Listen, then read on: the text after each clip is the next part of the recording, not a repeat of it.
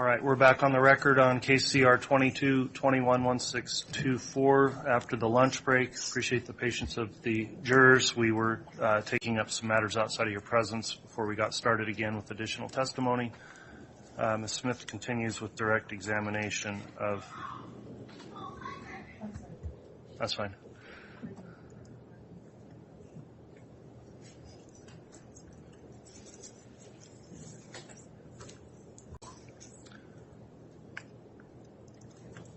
It's fine.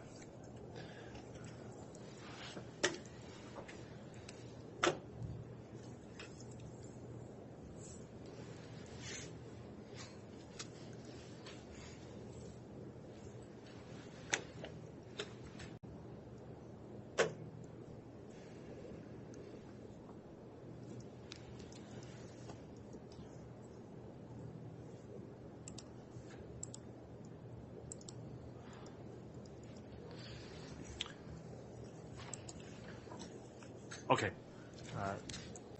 State's got that sorted out now, so we'll continue with your direct examination of the agent. I'll remind the witness you're still under testimony for your oath. I'm sorry, you're still under oath for your testimony today. And with that in mind, Ms. Smith, if you'd like to continue with your direct, you may. Good afternoon. Afternoon. Let's turn to some chat or information that you included in your summary between Lori Vallow and Sydney Woodbury. Can you take a look at slide 72? And I believe this part of the chat goes through slide 73. Correct. Okay. Why did you include this particular chat session in the summary you prepared?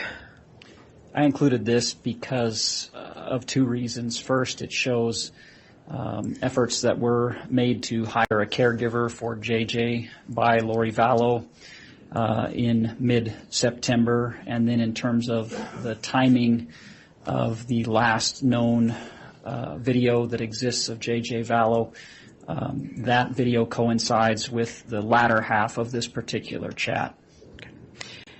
Now, I notice at the top of exhibit 70, slide 72, it says there are 26 total messages. Did you put all 26 in the slides? No. Okay, why not? Due to the need to convey what's being talked about without overburdening this process with every single message. Okay. And so just so we're clear, the idea of a summary is to take the highlights, put it in, but the original's still available. Correct. Okay. So could you do us a favor and read slide 72 and 73 into the record, please? Yes, this is chat number 6 from Sydney Woodbury to Lori Vallow on September 18th, 2019. Hi, Lori. This is Sydney Woodbury from care.com. I just received your message and think your little boy sounds so sweet. I actually have worked with kids in the past with autism at a behavior science company and used positive behavior therapy to help them. I love playing with kids and doing fun things. What are the hours you are thinking of, as well as hourly rate? I am currently attending school, so I hope I can help out with the hours you're needing. Response from Lori Vallow to Sydney Woodbury. That's so great. I'm thinking $15 an hour. I'm flexible with time. He gets out of school at 2:30 every day, so a few hours a week after school. We could work around your schedule as far as days of the week and then some time on Saturdays. Again from Lori Vallow. We live on Pioneer Road, only a few minutes from campus. Do you want to come meet us? And if you could complete the chat that's reflected on slide 73. Yes. From Sydney Woodbury to Lori Vallow. Yes, I'd love to. Again from Sydney Woodbury. Am I good to come over? From Lori Vallow to Sydney Woodbury. Sure, we are here. From Lori Vallow to Sydney Woodbury. Picking up JJ now. Excited to see you today. From Sydney Woodbury to Lori Vallow. Okay, I'm heading over now. And so there was I understand you said the significance of this was an effort to hire somebody to assist with JJ. Did I hear that right? Yes. Okay. What was the last known sighting again, just for a reference, of Tylee Ryan alive? September 8th, 2019. Based on your review of the communications from Lori Vallow with others and that information in context, prior to September 8th of 2019, was Tylee a resource in helping care for JJ? Yes. Okay. What sort of communications did you have that support that conclusion that Tylee helped care for her brother? There were lots of texts related throughout the review of the iCloud related to Tylee helping to take care of JJ when Lori Vallow had errands to run or needed to be absent from the home for some reason or another. Okay. And prior to Tylee's disappearance, had Lori had any other support or infrastructure in caring for JJ? Yes. While they lived in Phoenix, there was a woman named Angela who worked for a company that Lori Vallow had a contract with to have a certain number of hours each week of care provided for JJ. Okay. Were there, prior to Charles Vallow's death, did he have any role in helping care for JJ? Of course. He cared for JJ frequently as well. Okay. And so after September 8th and the move to Rexburg, what infrastructure of support could you find for Lori Vallow to help her care for JJ? This was the only reference I found. Okay.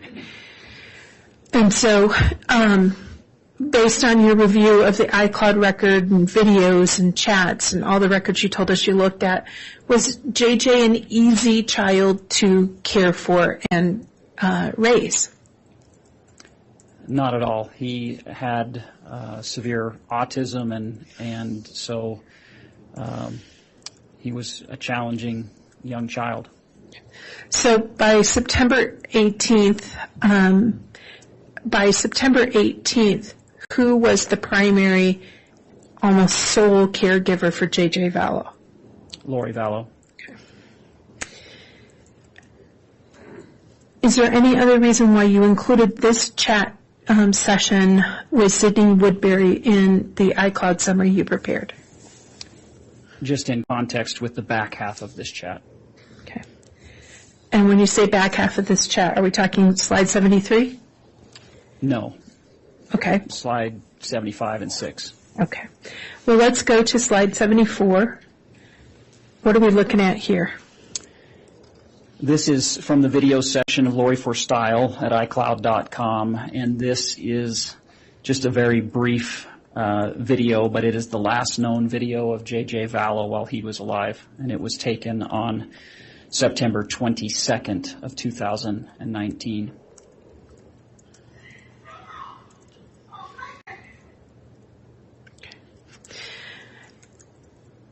Prior to September 22nd of 2019, were there other videos of J.J. Vallow?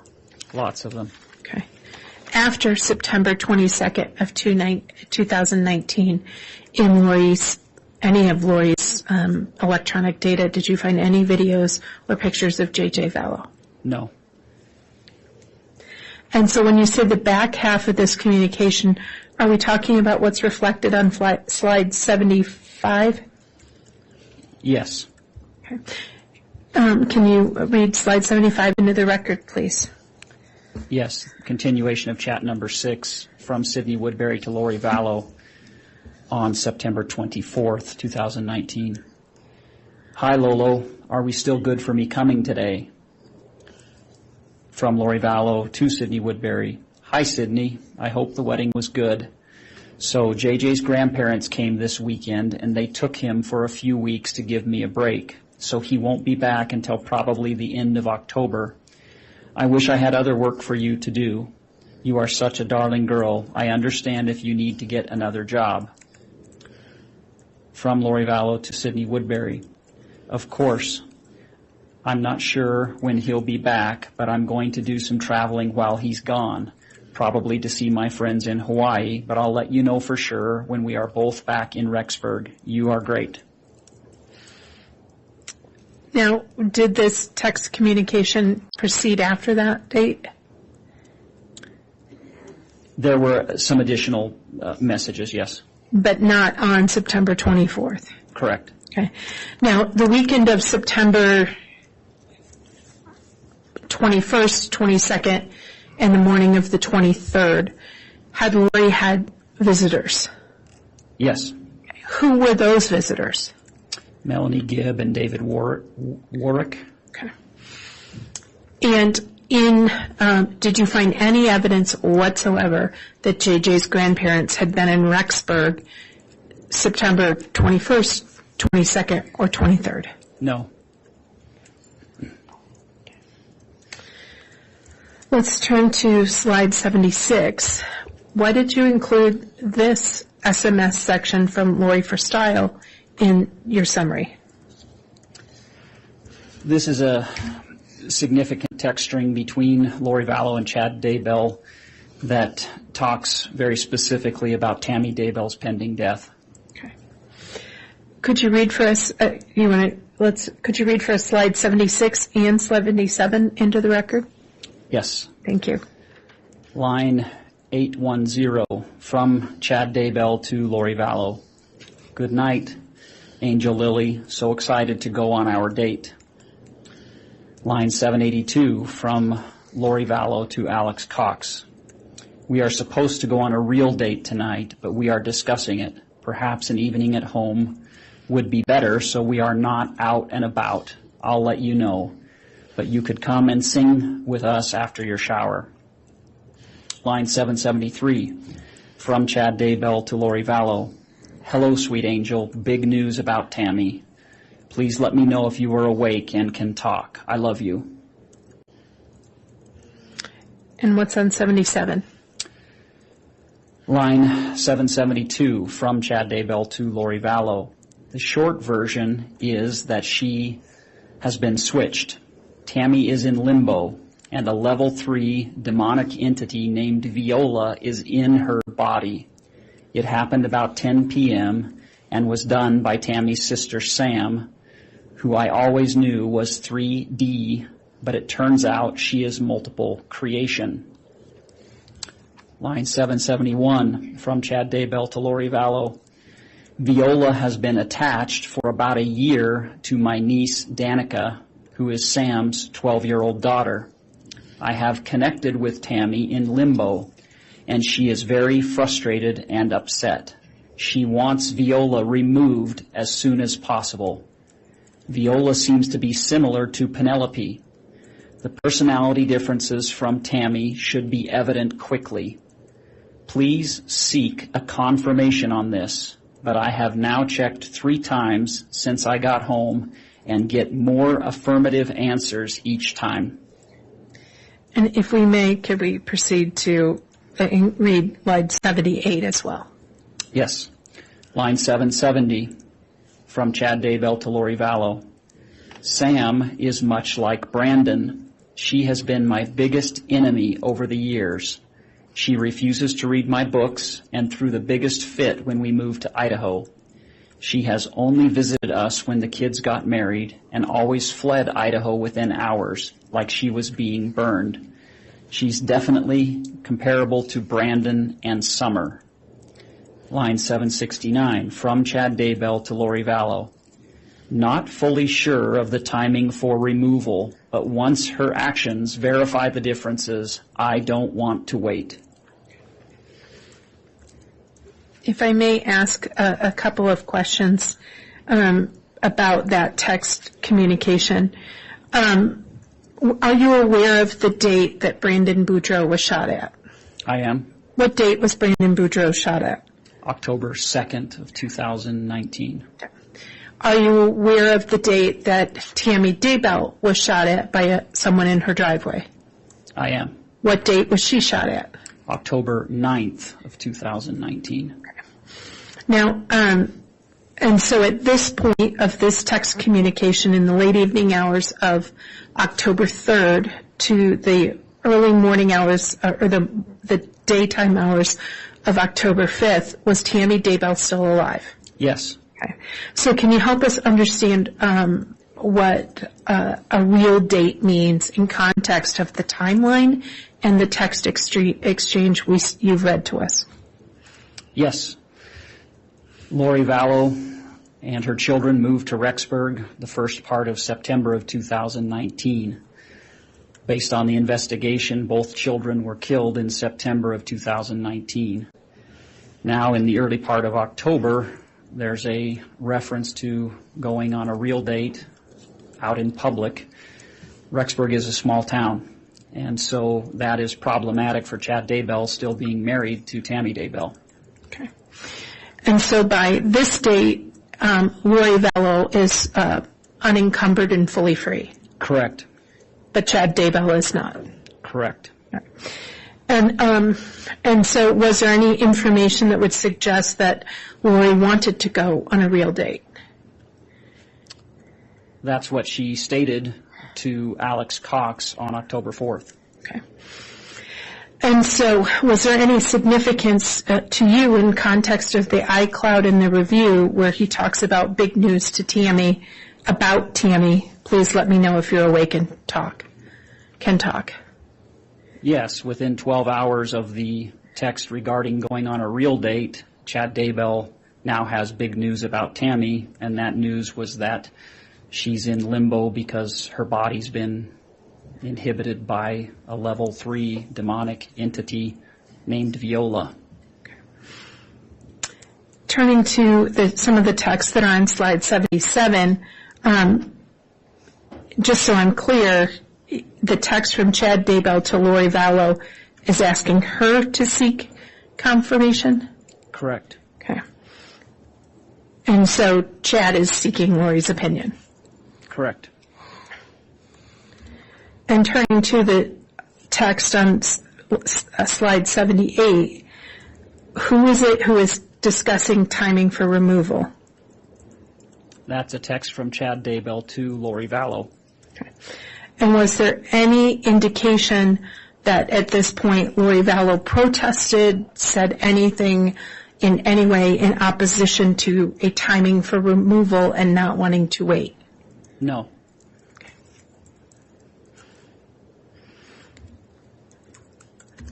Before we move to the next text, is there anything else on that text communication between the two about the entity inside of Tammy and not wanting to wait that you wish to review?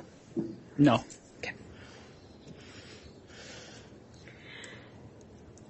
Turning to a text communication with Lori Vallow and Melanie Boudreau reflected on slide 79 and 80. Why did you include these two slides? I included these slides because they contain travel information for Lori Vallow and show that she was traveling out of state during the first attempt on Tammy's life, which took place on October 9th of 2019. Okay. So the previous texts with Chad about not wanting to wait were on or about October 5th, correct? October 4th and October 5th. Okay. And then the first attempt on Tammy's life with the shooter in the driveway was October 9th. Correct. October 7th, is that some of the text communications we see in slide 79 and slide 80? Yes. Could you please read those into the record? Line 729 from Lori Vallow to Melanie Boudreau. I'm really feeling like we need to go to Missouri and work. Maybe we can fly there on Thursday and back on Sat. Line 728 from Lori Vallow to Melanie Boudreau. American has a nonstop flight PHX to Kansas City Thursday at 1 p.m., then fly back on Sat at 6:30 p.m. Audrey said we could stay with her, but I told her we could get a hotel and she could stay with us. She will take us to all the amazing sights. And slide 80, please. Line 726, from Melanie Boudreau to Lori Vallow. What about Brandon not being able to take the kids to it? Does Dad think I will need to be here? Line 725, from Melanie Boudreau to Lori Vallow, to Utah. Line 724, from Lori Vallow to Melanie Boudreau. Nope.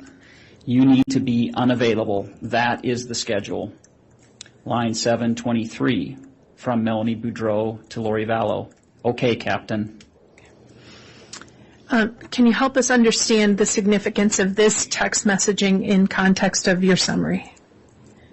It simply illustrates that Lori Vallow made travel arrangements and was not present in Idaho during the first attempt on Tammy Daybell's life. There's a reference on slide 80, line 723, from Melanie Boudreau to Lori Vallow. Okay, Captain. Do you see that? I do. Did you see any other evidence of Lori Vallow giving direction or instruction to Melanie Boudreau on what to do or how to do or when to do things? Yes, I saw that on a number of occasions. Okay. Did you see that same sort of what to do, how to do it, sort of, okay, Captain, instructions given to other people within their group of friends? The only other one would be to Alex Cox.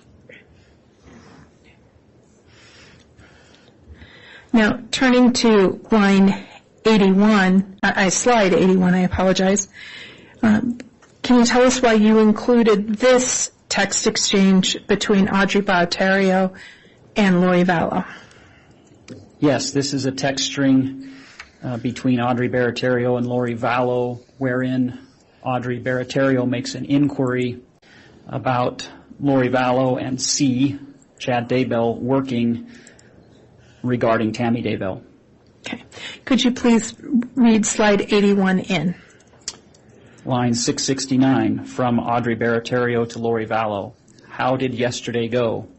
Line 668, from Audrey Baratario to Lori Vallow, with you and working.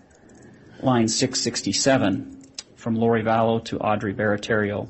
Well, we did a lot of work today. We got her out, but a new one got in, so we are still working on it. Audrey, any ideas you have would be greatly appreciated.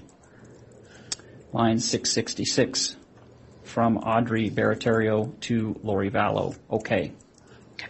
Now, I realize we haven't had you reading the different emojis that the jury can see, but do you see the emoji that's at the end of Audrey Baratario to Lori Vallow? I do. In your experience, what does the face with the two eyes X'd out I don't object to any characterization of this, Judge. That's without foundation sustained. Okay. Have you had experience in looking up and reviewing various suspects' communications back and forth? Yes. Okay. Does that include review of what emojis are included in their text communications? Sometimes. Okay. Do you have any experience in looking up the emoji with the face and the eyes X'd out? Yes. In your research and your review of this iCloud account, what did the face with the eyes X'd out signify? Again, I'm going to object to mischaracterization. It's too speculative. Overruled. It can be associated with death. Okay. Why did you include this text communication in your summary exhibit supplied? Because of the inquiry regarding Tammy Daybell, particularly in light of the date of these communications, which is subsequent to the first attempt on Tammy Daybell's life. Okay. And what day did what day was Tammy Daybell killed? October 19th of 2019. So this text communication between Audrey and Lori was between the attempted shooting and the day she was killed? Correct. Is there anything else of significance you would like to review on slide 81? No. Turning to slide 82, why did you include this series of communications between Lori Vallow and Melanie Boudreau? I included this for context purposes because it is a similar conversation relating to Brandon Boudreau with references for could he go, similar to what we've seen in other communications. Okay. Could you please read into the record slides 82 and 83? Yes. Line 663 from Lori Vallow to Melanie Boudreau. Yeah, but until that agreement is signed by the judge, it is all subject to change. That's probably the reason for the delay. Line 662 from Melanie Boudreau to Lori Vallow. Is there a possibility he could go before I move? Line 661 from Lori Vallow to Melanie Boudreau. There's always that possibility. We will work on it. Just have faith and do whatever the Lord tells you. He is always right. Line 655 from Melanie Boudreau to Lori Vallow. I don't recall the words to get him out, but should we try? And then turning to slide 83. Line 654 from Lori Vallow to Melanie Boudreau. I know them. I'll work on it now. Put all your energy in. Line 647 from Melanie Boudreau to Lori Vallow. I've worked on them all day and evening. Line 646 from Lori Vallow to Melanie Boudreau. Me too. He's got to be ready to go. Line 645 from Melanie Boudreau to Lori Vallow. I know. Is there anything else you want to review with the jury on why you included the text communication between Melanie Boudreau and Lori Vallow from October 14, 2019? No. Turning to text communication from October 19th, 2019, why did you include these SMS messages from Lori for style? These are messages to Lori Vallow informing her of Tammy Daybell's death while Lori Vallow was traveling in Hawaii. Okay. And so at this point, Lori Vallow was in Hawaii. Do you know who she was in Hawaii with? She was there with Melanie Boudreau initially, and then Audrey Baratario flew over and joined them some days after Lori Vallow and Melanie Boudreau had arrived. Okay. If you could please read into the record slide 84. Line 541 from unknown individual to Lori Vallow. I'm not sure if you heard, but Chad's wife died last night. Line 540 from Lori Vallow to unknown individual. Oh my gosh, I did not hear that. I'm in Hawaii and it's 6 a.m. Line 539 from Lori Vallow to unknown individual. Do you know what happened? Line 538 from unknown individual to Lori Vallow. Yes, she awoke in the night coughing, threw up, collapsed, and passed away. Why did you include this series of text communications specifically from the morning of October 19th? Due to its relevance in the death of Tammy Daybell. Okay. Did you have reason to believe that Lori had learned other ways, in another manner, of Tammy Daybell's death? There's nothing in the iCloud to indicate that. Okay.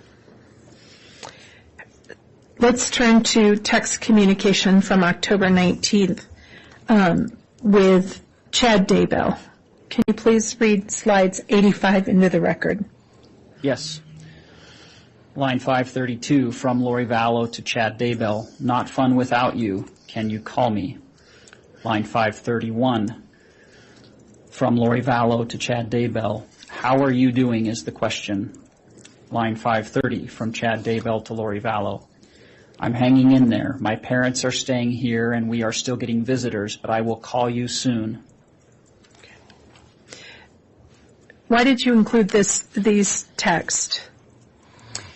Subsequent to Tammy Daybell's death on October 19th, 2019, there's a flurry of text messages between Lori Vallow and Chad Daybell that are insightful as to the nature of the relationship between Chad Daybell and Lori Vallow and their subsequent plans now that Tammy Daybell is dead. Turning to slide 86, could you read that one into the record? Yes. Line 528, from Chad Daybell to Lori Vallow. Percentage in body, whole sore 24, bucola 11, Grisone 14. Line 527, from Chad Daybell to Lori Vallow. Great job on lowering them. I loved talking with you.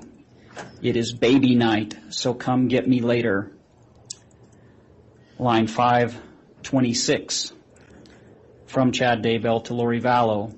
Missing you so much. I can feel you in bed with me, though. Can't wait to truly hold you tightly every day and night. Line 525, from Lori Vallow to Chad Daybell. I'm missing you more. I need you desperately. I can't wait.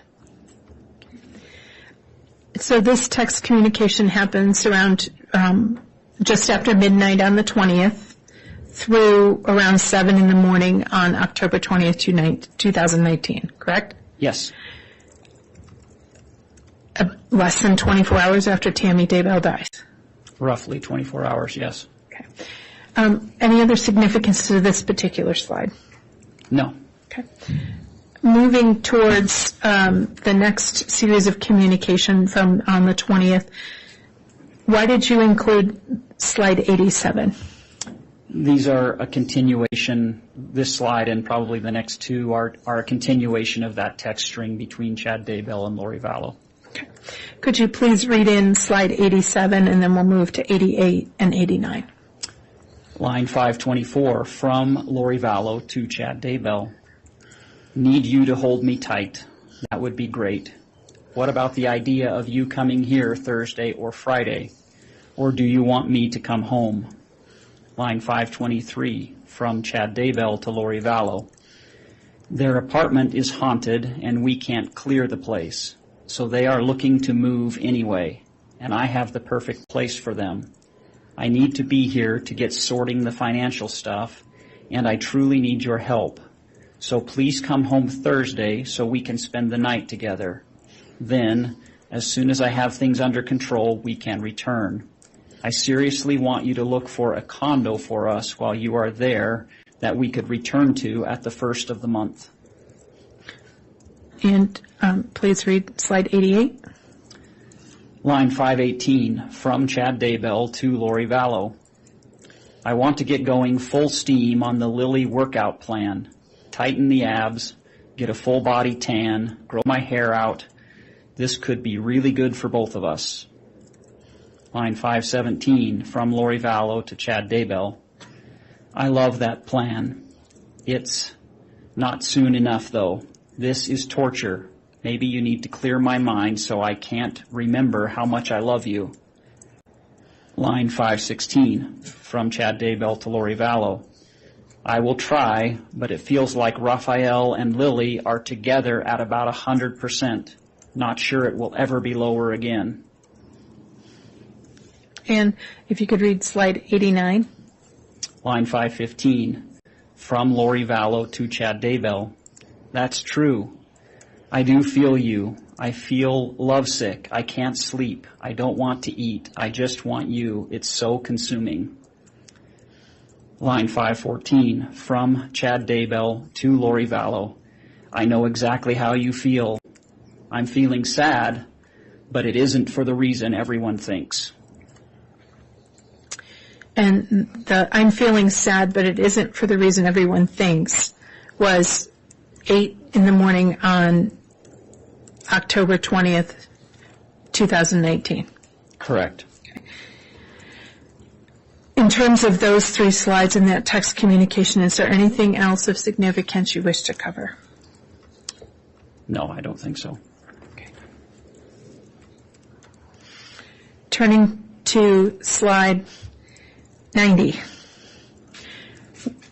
Why did you include this text communication between Lori Vallow and Chad Daybell? This short text string between Lori Vallow and Chad Daybell is extremely important in that Lori Vallow expresses a concern to Chad Daybell regarding Alex Cox.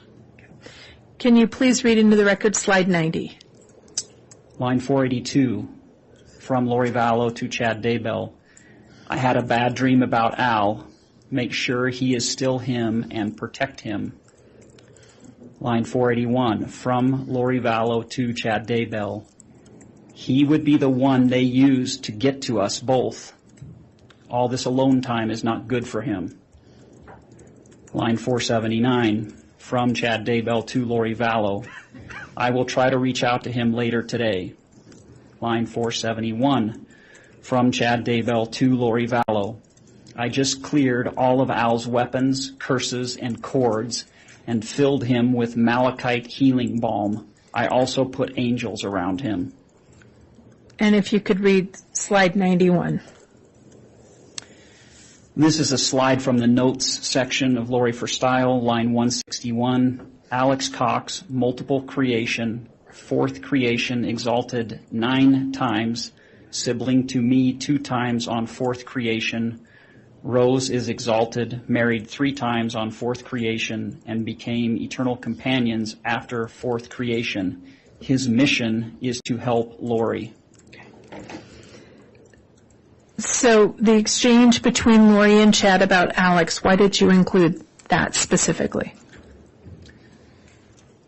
I included it because of the reference to Al and him being the one they would use to get to both Chad Daybell and Lori Vallow. Okay.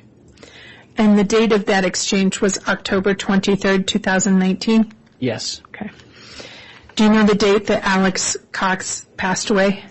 Oh, boy. December,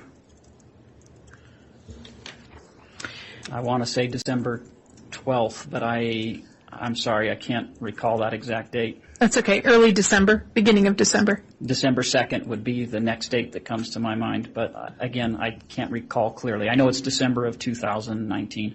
Fair enough. And so in October, there's a text communication about Al being the one that would get to them, correct? That Al would be the one they use to get to us both. Okay. Do you have any information about when did Alex Cox subsequently marry someone from this group?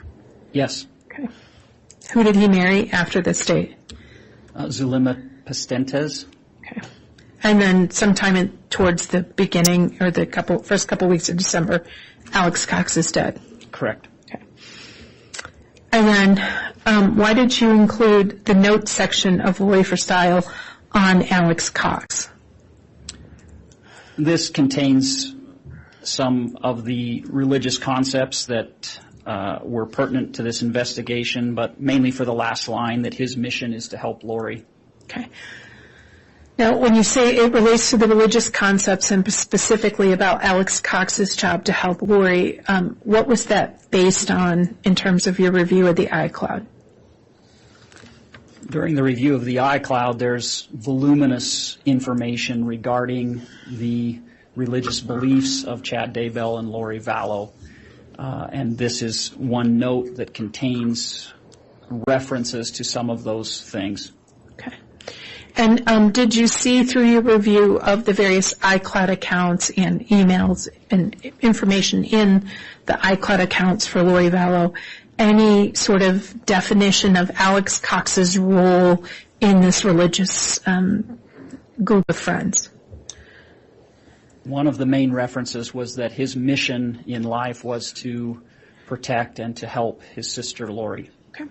And within the communications of the iCloud that you reviewed, the communications between Lori and Chad and Alex and others, did you find any evidence that Alex believed that his mission was to help and protect Lori? Yes. Okay. Now, turning to slide 92. I see that it appears to be a text between Lori Vallow and Melanie Boudreau. Correct. Okay. Could you please read slide 92 into the record? line 175, from Lori Vallow to Melanie Boudreau. Will you do this job if your whole family turns against you? That is what the Lord has asked of us. Our glories will be worth it, and they will all shrink in our presence. It will be a sad day for those who choose to oppose us when we work for the Lord and are His valiant warriors. Be strong, my little one. We will be gone in a few. Why did you include this particular text message to Melanie Boudreau in the iCloud summary? I included this because it is illustrative of Lori Vallow's beliefs and a statement that she made to Melanie Boudreau, who was part of this group. And what particular statement? The entirety of the text, I believe, is her statement. Okay. Is there anything else of significance for that particular text? No. Okay. Now, in your review of the iCloud, did you also see videos in the iCloud? Hundreds of them. Okay. And I think you've told us you saw videos and emails and documents, hundreds and if not thousands of documents. Yes. Okay. Did you find any documentation of a patriarchal blessing given to Alex Cox by Chad Daybell? Yes, that was found in the iCloud. Okay. Your Honor, I'd ask that the witness be given State's Exhibit 50A, a courtesy copy of which has already been given the court. All right. And is that, I think that's previously admitted? That patriarchal blessing was the recording that was done, I believe, but 50A is the written copy from the iCloud. It should be admitted as part of 29, but we pulled that specific document out and gave it its own number, 50A. All right. Would there be any objection to the admission of 50A that's being offered? Yes, Your Honor, it's cumulative. Response? Your Honor, it is not cumulative. A recording was played for the jury. The written copy found in the iCloud has not been provided. All right. I've considered Rule 403. Do not find it's needlessly cumulative, so it can be admitted. Thank you, Your Honor. May the witness be shown it? Yes. Thank you. Just so that he can look at it.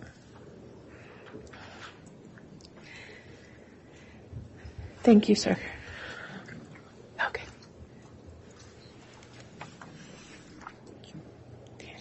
Okay.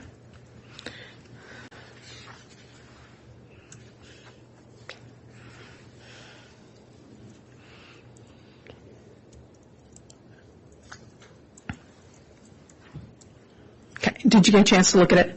Yes. That's a copy of the patriarchal blessing you found in the iCloud? Yeah. Okay. Now, did you review this document? I have, yes. Okay. Are you aware of what a patriarchal blessing is? I am, yes. What is a patriarchal blessing? In the LDS faith, it's a blessing that faithful members receive at one point in their life to provide a spiritual guide for them. Okay. And this has already been read into the record, so I'm not going to ask the witness to do that again. But who is allowed to give a patriarchal blessing within the LDS faith? I'm going to object, Your Honor. I don't think he has the proper foundation to be able to say that. If you know. Do you know who's allowed to give a patriarchal blessing within the LDS Church? I do. Who is allowed? Again, Judge, I don't think he has the proper foundation to discuss. He needs to explain how that foundation is if he's going to testify to that fact. How do you know who's allowed to give a patriarchal blessing within the LDS Church? I am familiar with this process and who is called within the church to give these blessings. Okay. And have you also researched and looked into some of those processes and procedures? Yes. Okay. So, again, who's allowed to give a patriarchal blessing? Again, Judge, I'm going to object. I don't think he has the credentials to talk about this. Well, he just laid a foundation that's adequate for the court to consider, so I'll overrule the objection at this point. Thank you. Within each geographic stake in the LDS faith, there is one individual who is called to be a patriarch. That one individual is the person who administers these blessings. Okay. And did you find any evidence in your review of the iCloud, in any of the evidence or any of the interviews or the temple records from the LDS Church that Chad Daybell was authorized by the LDS Church to give a patriarchal blessing? No. Okay. Now, that patriarchal blessing in States Exhibit 58A is a written patriarchal blessing from who? It states from Patriarch Chad Daybell. Okay. To whom? Alexander Lamar Cox. Okay. What, if any, significance did States Exhibits 50A have to you in context of your review of the iCloud and the evidence as a whole? There were a couple of phrases that were used during this blessing as it relates to Alex Cox's mission to protect Lori-Vallow, and a few other lines that indicated things that Alex Cox had done that I believed were pertinent to this investigation. What lines are those? In the third paragraph of the patriarchal blessing, about halfway down, it states, "Great warriors were needed in that creation. Powerful goddesses needed to be protected, and you were selected to help protect your sister. You helped her in numerous probations as a defender. You have a special bond with her even from the premortal world. You connected there, and as she grew in power, you were right there beside her, always with a humble heart." Why was that significant to you? Alex Cox was part of this group. He was close to Chad Daybell and close to Lori-Vallow. And Lori-Vallow had made statements to Chad Daybell in text messages that Alex Cox would be the one they would use to get to both Lori-Vallow and Chad Daybell. Objection, Your Honor. I think that misstates what was actually written in the text. I'll overrule that objection.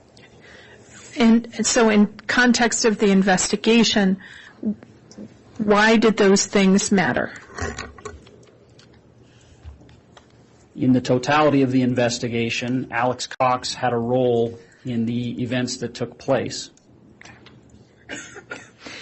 And was there additional information in the next paragraph, paragraph 4? Yes. What information stood out to you?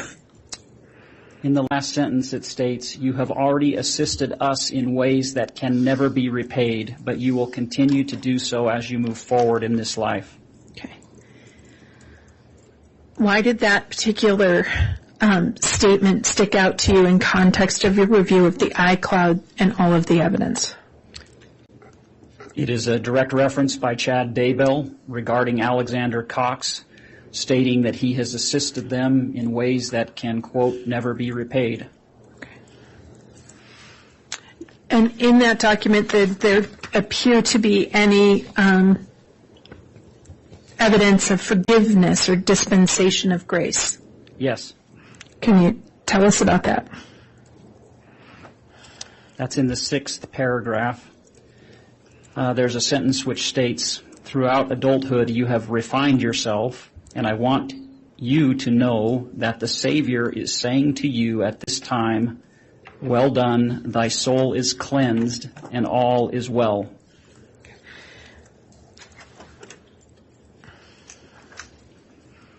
Is there anything else about the patriarchal blessing that stuck out to you in terms of the investigation and its connection to the iCloud? Just one more sentence in the next paragraph. Which is? It states, "You will be a powerful servant. I bless you with that knowledge that you will now move forward as a true warrior, not only through physical action, but through spiritual power that will be bestowed upon you." And why did that stand out to you? The reference to physical action. Now, you've mentioned several texts about the Lori, the relationship between Chad and Lori. Did that result in multiple efforts to follow up on that relationship and its connections to the crimes against Tylee, JJ, and Tammy? Yes. Okay. You mentioned several texts and communications and emails reflecting a need for money or a monetary value. Did that communication about money and need for money and life insurance money have any significance for investigative follow-up? It did. And did officers take those steps? Yes. You also mentioned that the electronic data and the evidence that you possessed and researched reflected a relationship and perhaps an agreement between Alex, Chad, and Lori. Why was that significant to you in terms of the investigation and items and directives you gave? That was a long question. If you need me to rephrase, I can. Do that one again. You indicated, based on your review of the electronic information in the iCloud and instructions you gave to others, that the evidence of a relationship or an agreement between Alex and Chad and Lori was significant. Correct. Why? Well, from the beginning, it was clear that the romantic relationship between Chad Daybell and Lori Vallow was the driving force behind the crimes that are alleged to have taken place. And Alex Cox had a role in assisting for those things to happen. Okay. You also discussed that there were several messages or planning for the future. Any idea how many? Several. Okay. Why is the presence in the defendant's own words of planning for the future or wanting to be together, why is that significant in terms of the investigative efforts you directed? Because it's evidence that's directly generated by Lori Vallow. Okay. Now, you've talked about various items. Were there other items in the iCloud reflecting anything that had been deleted? Was there evidence of items deleted but not gone in either Lolly Time or Lori for Style? Yes, there are deleted texts, meaning deleted off of the device, off of the phone, but they're present in the iCloud. Okay. Did some of those chats or items in the deleted section include chats or attempted chats with Kay Woodcock? I'm sorry, could you repeat that? Did some of the deleted information include deleted chats with Kay Woodcock? I'm not sure if they were deleted or not. There were messages from Kay Woodcock to Lori Vallow regarding wanting to FaceTime JJ or to have JJ attend Charles Vallow's funeral service, but I don't know if those were deleted. Okay. Did you see any evidence that Lori had responded to any of those? No. Okay. Now, prior to September 8th of 2019, did you see instances of Tylee Ryan, a teenager, texting or communicating with her mother? Yes. Okay. After September 8th of 2019, did you see any evidence of texting or communication between Chad and Lori? Between Chad and Lori? I'm sorry, Tylee and Lori. No. Okay. Let's talk about other things to see whether they were there or they were missing. Prior to September 18th, did Lori Vallow's iCloud accounts reflect pictures of the children? Yes. Did they reflect emails of or about the children? Some. Okay. Did they reflect messages of the children? There were a lot of messages about the day-to-day activities, primarily JJ, to a lesser amount Tylee, but yes, those were present. And prior to September of 2019, were there videos of the children? Yes. Okay. After September 8th of 2019, Did you see evidence of the Tylee, either through pictures, emails, messages, or videos? Nothing after September 8th. Okay. What about, as to JJ, what about after September 22nd, or the morning of the 23rd? Did you see any evidence of JJ in the pictures, the emails, the messages, the videos? No. Okay. Was that a stark contrast to what was before September? Yes, very stark. Okay. Now, in your review of the iCloud, that winter and spring of 2019, did you see any messaging about Lori attempting to just divorce Charles? No, there were a total of 2 text messages regarding a divorce between Lori Vallow and Charles Vallow. The first was in February of 2019 and was a message from Lori Vallow's bishop indicating Charles Vallow was going to serve her with divorce papers. And the second message was from Charles Vallow to Lori Vallow on June 29th, 2019, indicating he intended to divorce Lori Vallow. Both of those messages were from other people to Lori Vallow regarding a possible divorce. Okay. Did you see any evidence in any of Lori's information or the search history or the text messages or the messaging that Lori searched for a divorce attorney? No. I want to object to this is 404B.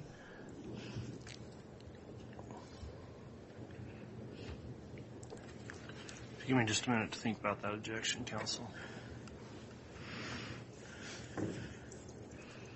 Which part? We've already had some testimony come in, Mr. Thomas, and without going too much into a speaking objection, what in particular about that question you think relates to 404B? Anything about the divorce? It has nothing to do with anything that we're dealing with today. And under 403, I would also object. Response. Your Honor, the state's evidence has shown that there was, throughout the different charged conspiracies, there was a motive, a consistent motive running throughout them that Lori Vallow needed her spouse gone, but not divorced. Okay, and Ms. Smith, just in generalities for the... Right. It reflects motive, intent, absence of mistake to commit the crimes that she's charged with. All right, counsel, could I have a quick sidebar?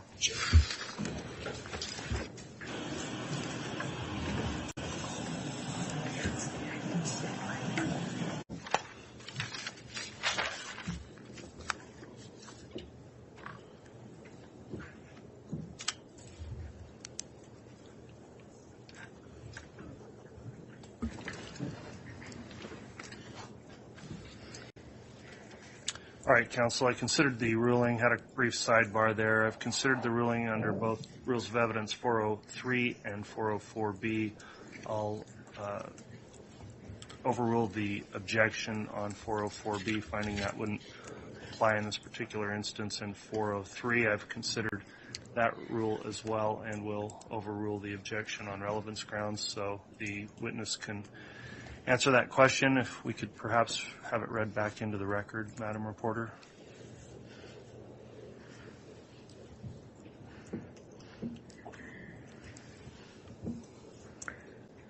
you see any evidence in any of Lori's information or the search history or the text messages or the messaging that Lori searched for a divorce attorney?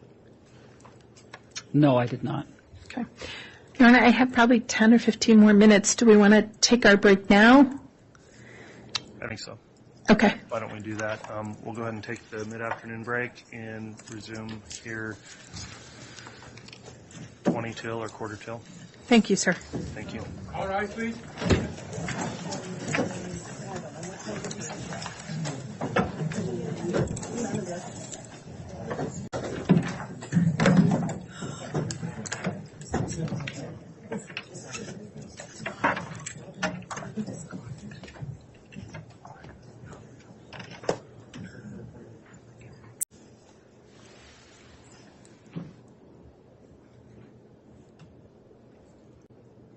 Thank you. Please be seated. Could I have the jurors brought back, please?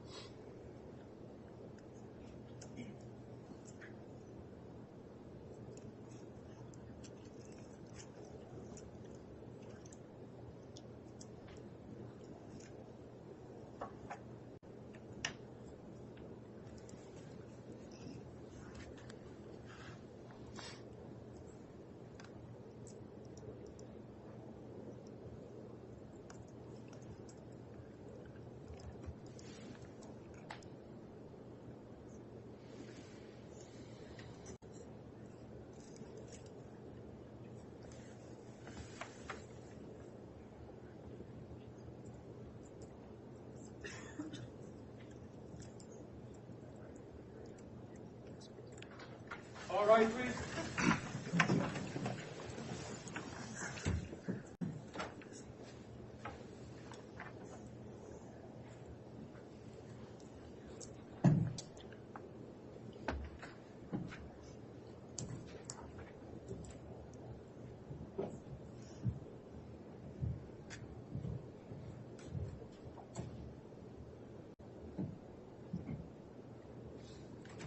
Jurors all present account for Your Honor.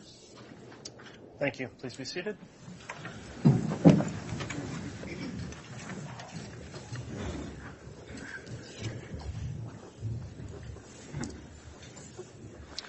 Okay, we're back on the record after the afternoon break. KCR 22-21-1624, State of Idaho versus Lori-Vallow. The jurors are all present and properly seated.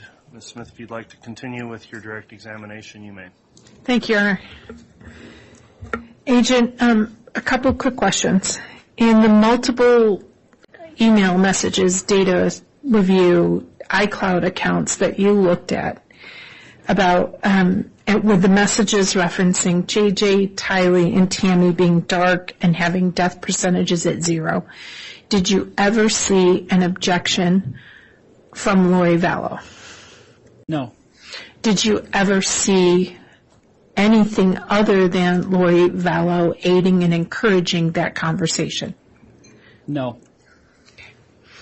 Now, turning towards what you outlined a bit last week, it's my understanding that law enforcement and the FBI brought a tremendous amount of resources to bear on this investigation. Yes. From November of 2019 to June of 2020, did the FBI and law enforcement ever stop looking for JJ and Tylee? No. Why not? That is the posture that you have to take in a missing child case, that you always hope for the best outcome and work as tirelessly as possible until the case is resolved. Okay. And in this situation, looking at all of the messaging and communication that Lori-Vallow had, did you ever see any evidence that JJ Vallow was alive after September of 2019? No. Did you ever see any evidence that Lori was looking for him or trying to support him or help him after September 22nd, 2019? No. As for Tylee, did you ever see after September 8th of 2019 in any of her email accounts, any of the information, her text message, that Lori Vallow was looking for her? No. Did you ever find any evidence that Lori Vallow had that Tylee was alive after September 8th of 2019? No. Thank you. I have nothing further. All right, thank you, Ms. Smith. Mr. Thomas, will you be doing cross? Yes, Your Honor. All right.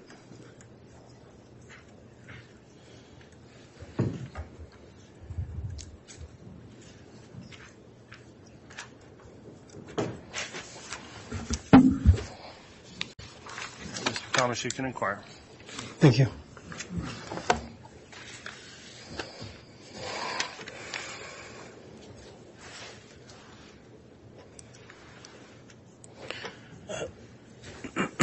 Just a little while ago, we were talking about patriarchal blessings, and you indicated that you didn't find any evidence that Chad was able to give a patriarchal blessing. Is that a true statement? Yes. Okay. What evidence were you looking for? That he would hold that calling in the LDS faith. Okay.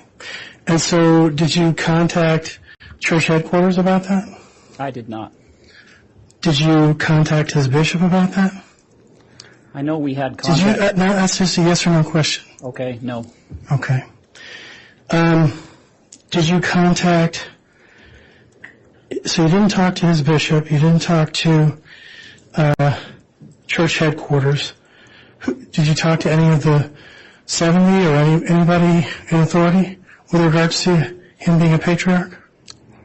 Me personally, no, I did not. Okay.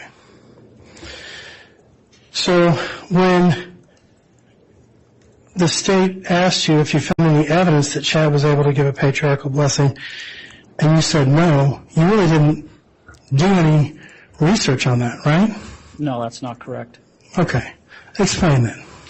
We knew from the It contact. is we. I knew. Objection, Your Honor. May the witness be allowed to answer his question? Oh, He cut him off. It's overruled because he started with we, and I think that's worth clarifying. So, Mr. Thomas, you can continue. Who is we?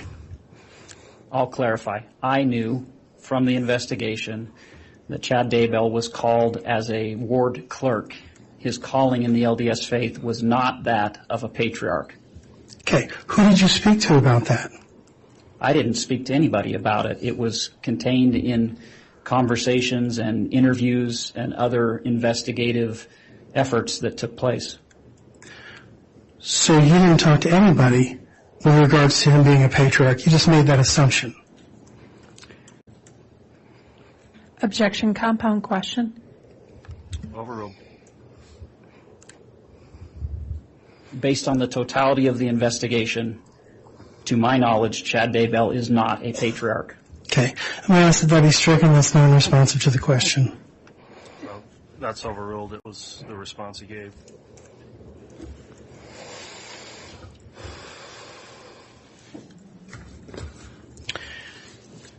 The state asked you if there were any videos of on Lori Vallow's Lori for Style and Lori Time at iCloud.com. Is that correct? Yes. And you indicated that there were hundreds of videos. Yes. The only videos that were played today were was one short video, correct? 2 short videos. 2 short videos. One of JJ and one of Tiny. Correct. All right. There were lots of videos of Lori singing with her children, correct? Yes. Lots of videos of her playing on the beach with her children, correct? Yes. Lots of videos of her interacting in totally normal ways with her children, right? Yes. Okay. None of those were shown today? Correct. Okay.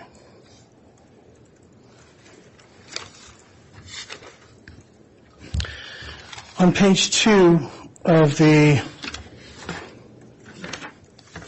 92-page summary that you did, line 2585 says, from lori-vallow to Audrey Baratario. Do you recall that conversation? Yes. Okay. Hi, Audrey. This is Lori. I would love to talk to you sometime. Text me or call me. I'm excited to be able to talk to you about what we both know. You recall that? I do. All right. So what was the relationship between Audrey and Chad?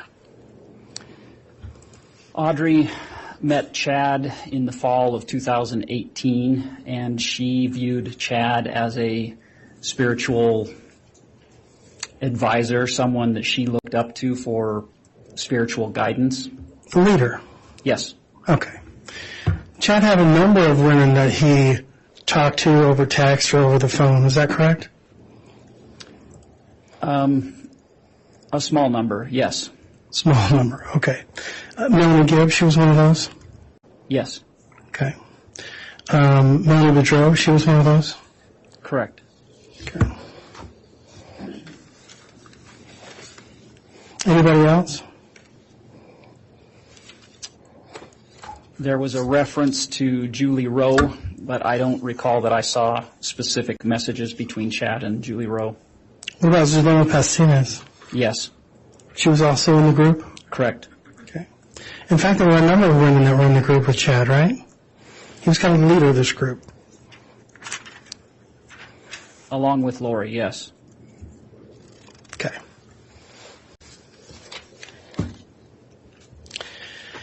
You went over a number of texts in here, and I'm not going to go through them because, well, we don't have the time.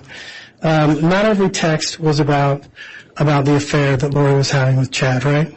Correct. There were a lot of normal texts, right? Between Chad Daybell and Lori-Vallow? On Lori for Style or the Lolly Time at iCloud. I mean, there were just a lot of normal texts on there, right? Could you clarify between which parties? Sure.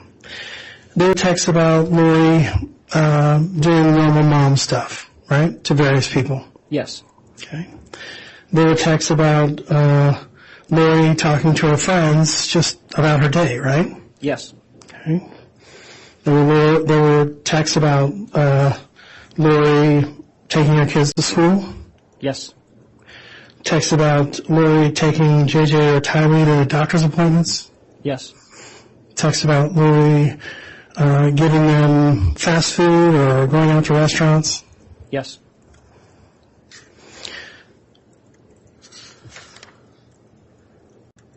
There were texts about the nuances or the ins and outs of life, like paying bills, those kinds of things. Correct. Okay. And based on your review of the text as a whole, as the state has indicated, you reviewed all these texts or a large number of these texts. Isn't it true that Lori was, for all intents and purposes, a pretty good mother?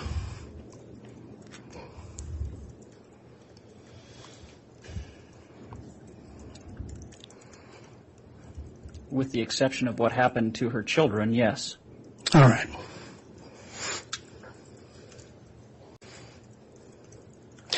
And based on your review of the text as a whole, Lori seemed to have led a pretty normal life until she met Chad Daybell. Is that correct? Yes, I would say so. Okay.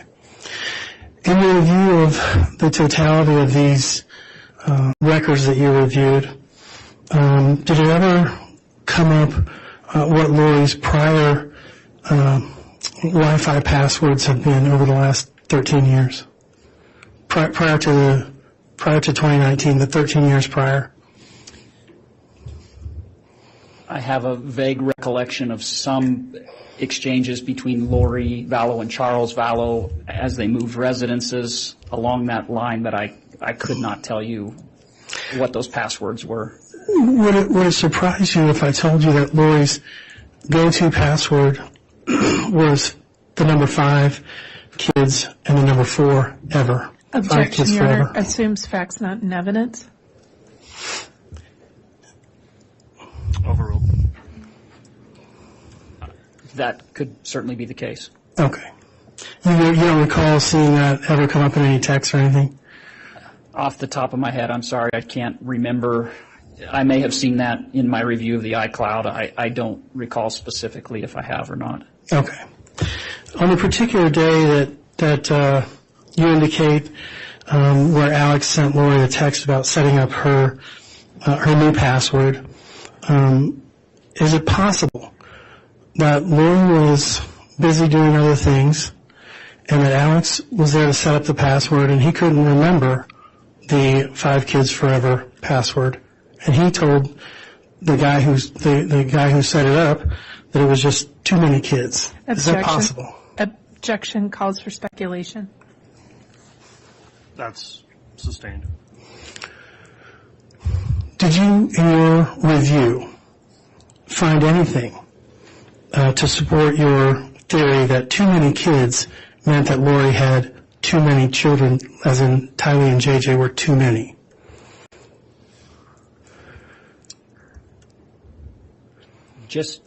No, the password stands alone. Okay. Do you know who Nathan Pacheco is? I do not. Okay. On page 49 of your text, so you didn't do any research as to who Nathan Pacheco is? I didn't. You didn't Google him? No. Would it surprise you to know that he's a fairly famous religious singer? I wouldn't doubt that. Okay. And would it surprise you to know that that Lori had a crush on him? Judge, I'm going to object to this. It calls for speculation, relevance. Well, it's contained within texts that were read into the record, so the relevance objection's overruled, and I'll allow some latitude there as it needs to be relevant. Sure. I have no knowledge of that. Okay. So it's possible that Lori and Chad's exchange about, because this was an abnormal exchange, right, where Chad acquiesces to Lori's death percentage or whatever, what have you, right? That's correct. Okay. So this was an aberration of what normally happens. Yes. Chad normally says, this person is light, this person is dark, this is the number, and everybody just kind of goes along with it. That's right. All right. So if Lori had a crush on this guy and was joking with Chad about, hey, I think he's light, and Chad's joking with her about, I think he's dark, that would make more sense. That would put it into context, right? Objection. It calls for speculation. Defense counsel is attempting to testify. I'll sustain that. Okay.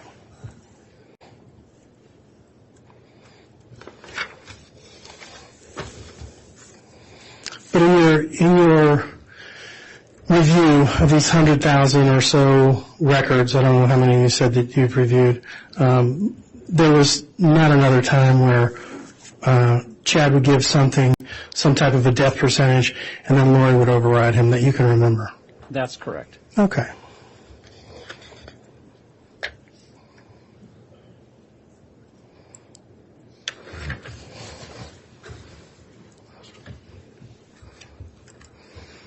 Did you ever hear any references to anybody named Ira and Ralph? Yes. Okay. And did you research who Ira and Ralph might be? I believe that Ira was the name of another entity that supposedly was in Charles Vallow's body. Ralph, again, I believe is a name of another entity, and I'm sorry I can't recall who Ralph was attached to. Okay. You ever watch Romancing the Stone? You ever seen that movie? With Kirk Douglas? Yeah. Or Michael Douglas? Yeah. Yeah. Would it surprise you to know that is just a reference to the Romancing the Stone people? Judge, I'm going to object. There's facts, assumes facts and not evidence, relevance. If I may respond, Judge. Go ahead. He's testified that he's reviewed all these records. He's seen Ira and Ralph come up a number of times. And I'm just asking if he knew the reference, if he actually did any research on it. I'll allow that for that purpose. Thank you. Did you do any research on it? Well, that's a a difficult proposition because these are names that Chad Daybell is assigning to these individuals. I don't know how I would do research on the name Ira or Ralph outside of the context of the case. So no. Is that correct? That's correct. Very good. So on page 51 of your summary, you indicate that JJ was talking crazy and that he was saying crazy stuff. You recall that? Yes. He was at a 0. And so my question is, what happens when a person reaches a 0 percentage? According to the case, that means that they're ready for death. They're ready for death, or they're dead, or they're what? Well, clearly at that particular point in time, JJ wasn't dead, but within 6 weeks he was. So basically, you also testified that depending on your scale or depending on how you want to look at it, they could be either 100 or 0, and those percentages would be towards death, right? Judge, I'm going to object is vague. It's not his scale. He testified. I apologize. Sorry, and It's a compound question and states facts not in evidence, and it's confusing. I don't believe it states facts not in evidence. That did come out, but it is a compound question. And Mr. Thomas, if you'd specify what the scale is you're talking about again. Very good. In other words, clarify it's not the witness's scale. Right. Page 20, line 2660. Let's turn to it.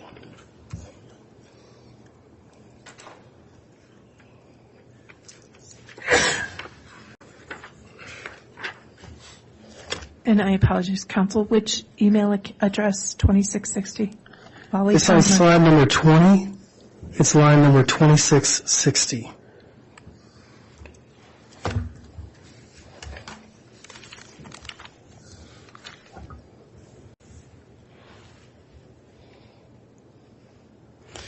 So I'll just read it to you.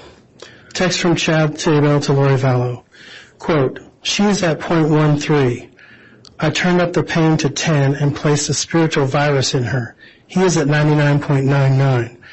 Raphael visited him and told him to follow Amy into the light. I also assured him that James would love and take care of his mommy, which he will with all of his heart and soul. Do you recall that? I do. You wrote that or you copied that from the text? I cut and pasted from the iCloud, yes. All right. And you testified today that either being low percentage or a high percentage could mean death. Is that correct? That's my understanding. All right. So basically, isn't it your understanding that you really don't have an understanding about what's going on here as far as these percentages go? I disagree. I think that Chad Daybell's writings were inconsistent, but it's clear that he designated JJ and Tylee and Tammy Daybell as he had them in his death percentages, and all three of those individuals ended up dead. Okay. It's not possible that this was all about fantasy, that it's more of a Dungeons and Dragons, pull out your 64-sided dice type of thing. Is that possible? Absent the three people being killed, perhaps. Okay. All right.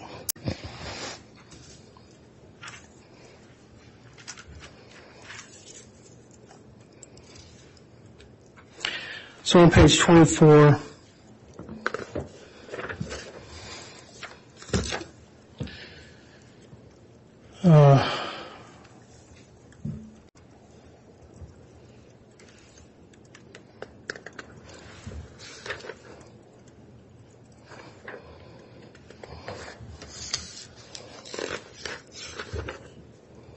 I'm sorry, page 23.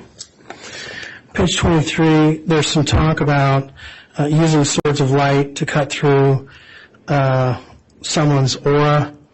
That's not real, right? I don't think it's real. It's fantasy. Yes. All right.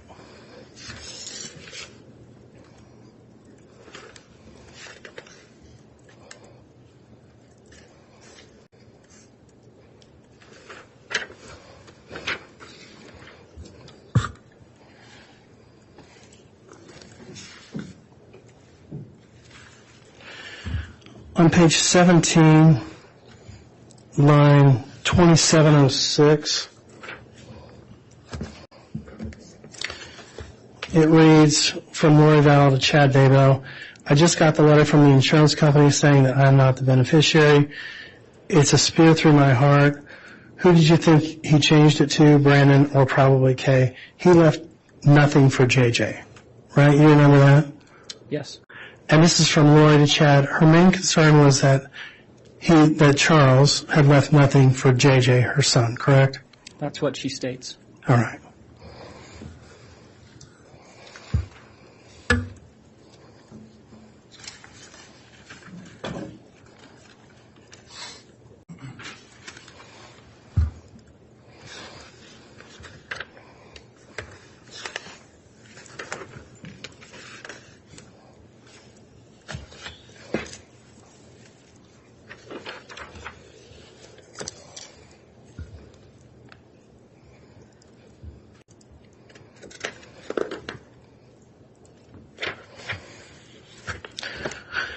On page 22, line 2603, this is from Chad to Lori.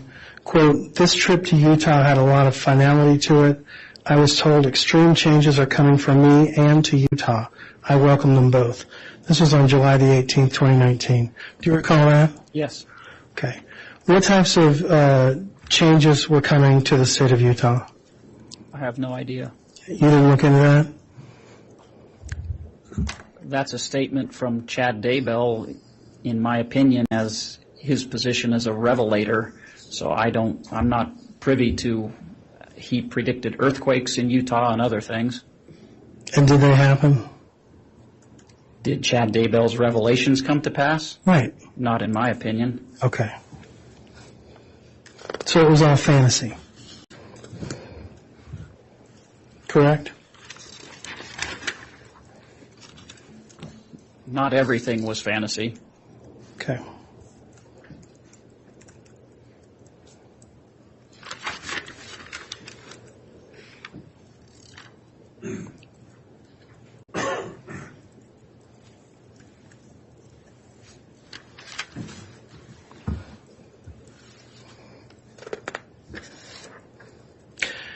On page 34, line 2043, this is from lori-vallow to Chad Daybell. Quote, from Mel B, semicolon, or I'm sorry, colon, from Father, my sweet daughter, you have done well. I am very pleased. You have been prepared for every moment and surrounded by those who love you. And then it goes on. And you indicate that father, in that particular context, you thought was Chad Daybell. Is that right? Yes. Okay. It's not possible that Melanie Boudreau got her own revelation from God or Heavenly Father? I think in the line that follows, Lori makes a reference to Chad that was a sweet message. Can you tell me the next line? That's a very nice message Mel B received from Lori to Chad. Right. So you think that the message was from Chad to Melanie Boudreau? Yes. Okay. And do you have any evidence of that? Only that Melanie Boudreau frequently referred to Chad Daybell as Dad or her father. Okay. Okay.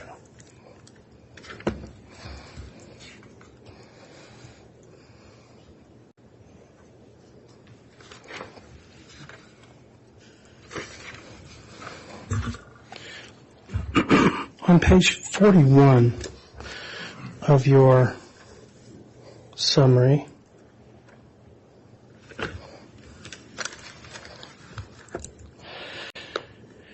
you make reference to a chart. I'll just read it to you. Line 1774. This is on July the 30th, 2019. Text from Chad Daybell to lori-vallow. Yes, we might need to release a little steam when we talk. Anyway, this is the chart that checks what percentage mortals are still in their body. It worked for my friend's wife who died, my neighbor, George Bush, Stan Lee, etc. So, did you recover the chart? I did not. I looked for it extensively and could not find it. Okay.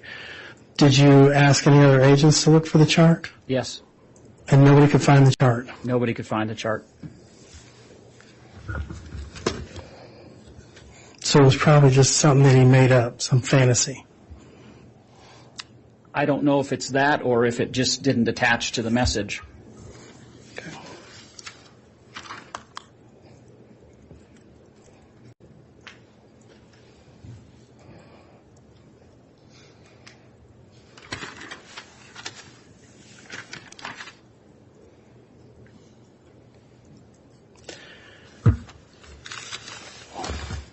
On page 47 and 48, you indicated in your testimony that Chad Daybell used religious concepts to manipulate others. Is that correct? Yes, What did you mean by that? Chad Daybell purported himself to be a visionary man who could discern light and dark spirits. He claimed to receive revelations, and he would use those things to his own selfish purposes. To manipulate a lot of people, Yes, including Lori Daybell. at times. Thank you. No further questions.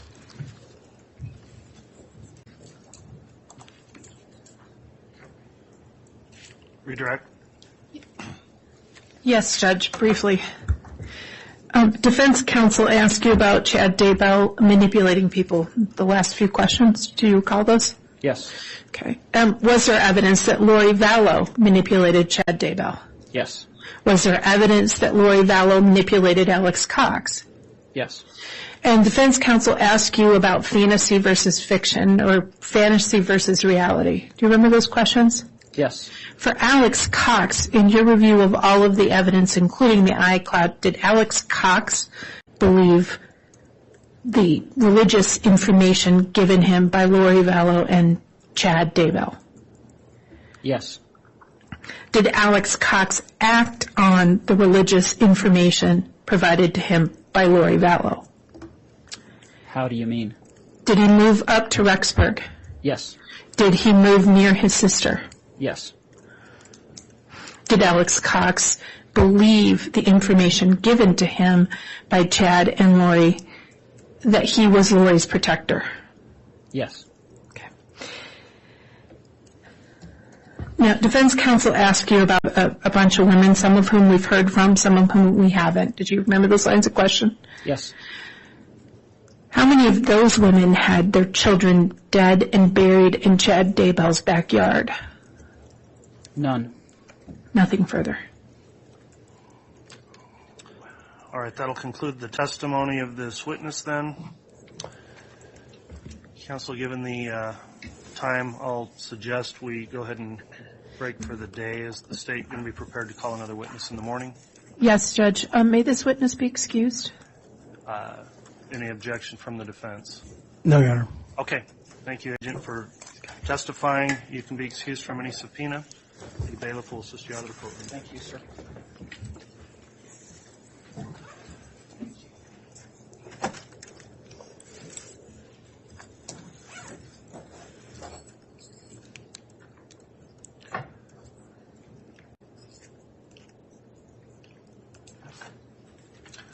Okay, at this time we'll go ahead and take our afternoon recess till tomorrow. Given that we're concluding for the day, again, I'll admonish the jurors, as you've done every day, thank you for your service, and continue to not investigate the case. Don't look up the case anywhere. If you see the case being reported in the media, please don't follow that. Turn your attention away from it. Don't discuss the case with each other or anyone else. We will reconvene tomorrow morning at 8:30 for additional testimony, and we'll adjourn for the day. All right, please.